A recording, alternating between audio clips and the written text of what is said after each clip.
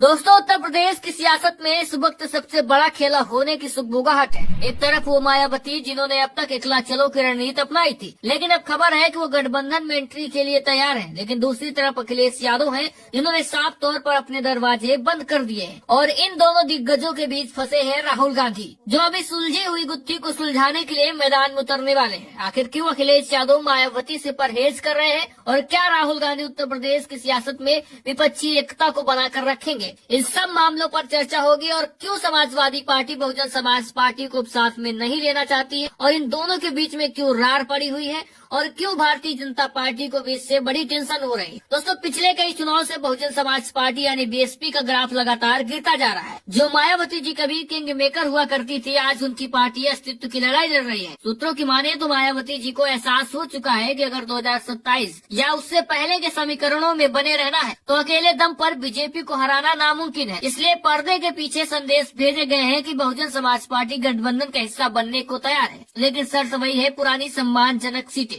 लेकिन जैसे ही मायावती की एंट्री की चर्चा तेज हुई तो वैसे समाजवादी खेमे में भी हलचल मची और अखिलेश यादव ने साफ संकेत दिए कि उन्हें प्रस्ताव मंजूर नहीं है, क्योंकि बहुजन समाज पार्टी अधिक सीटें मांगती है और समाजवादी पार्टी वो दे नहीं सकती, क्योंकि वो बहुजन समाज पार्टी जिसका उत्तर प्रदेश की विधानसभा में सिर्फ एक विधायक बचा हो, अगर वो सीटें मांगेगी बढ़ चढ़ कर या आधे सीटें मांगेगी तो ऐसे में कोई भी पार्टी सामने वाली नहीं दे पाएगी। और वही 2019 का कड़वा अनुभव जिसे देखकर समाजवादी पार्टी के मुखिया अखिलेश यादव बहुजन समाज पार्टी को साथ लाने से भी कतरा रहे हैं, क्योंकि इसमें बहुजन समाज पार्टी को पूरा फायदा हुआ था। 0 से बढ़कर इनकी 10 सीटें हो गई थी और समाजवादी पार्टी को इसमें ज्यादा कुछ खास लाभ नहीं मिल पाया था। और दूसरा ये है कि अखिलेश यादव के पास जो पीडीए का फार्मूला है अब वो हिट हो गया है और इसी पीडीए के फार्मूले ने 2024 के चुनाव में भारतीय जनता पार्टी के रथ को उत्तर प्रदेश में रोक दिया था और समाजवादी पार्टी को नंबर 1 पार्टी बनाकर रख दिया। तो ऐसे में बहुजन समाज पार्टी का जो कोर वोटर दलित वोटर माना जाता था वो भी अब समाजवादी पार्टी में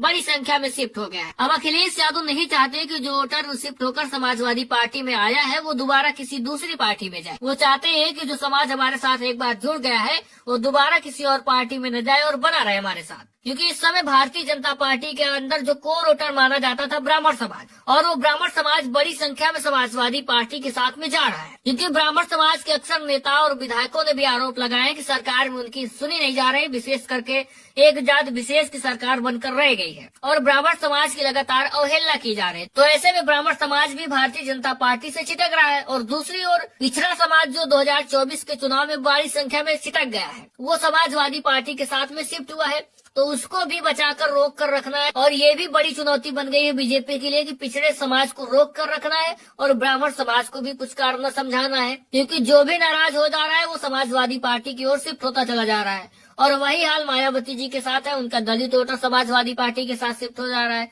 यानी जितने भी समाजवादी पार्टी के विपक्ष की पार्टियां हैं उनमें यही सुगबुगाहट है कि अपने अपने कोर वोटर को संभालिए। और यही सब देखकर अखिलेश यादव के भी हौसले बुलंद है कि वो अकेले ही भारतीय जनता पार्टी को चुनौती देने के लिए तैयार है और उनके साथ फिलहाल कांग्रेस तो है ही। और रही बात छोटे दलों की, तो छोटे दलों के साथ गठबंधन करके अखिलेश यादव ने 2022 के चुनाव में देख लिया है क्या लाभ हुआ है, क्या नुकसान हुआ, वो आपने भी देखा है। किस तरह से जैसे ही चुनाव हार गए अखिलेश यादव 2022 का, उसके बाद छोटे दल जो भी थे एक एक कर सारे छोड़कर भारतीय जनता पार्टी की ओर निकल लिए। तो ऐसे में छोटे दलों के साथ गठबंधन करके भी कुछ खास लाभ नहीं मिला। तो ऐसे में आपको क्या लगता है, क्या समाजवादी पार्टी को किसी और दल के साथ गठबंधन करना चाहिए? नहीं, कमेंट बॉक्स में बताइएगा। और साथ में अगर वीडियो में दी गई जानकारी अच्छी लगी है तो ज्यादा से ज्यादा लाइक और शेयर करें।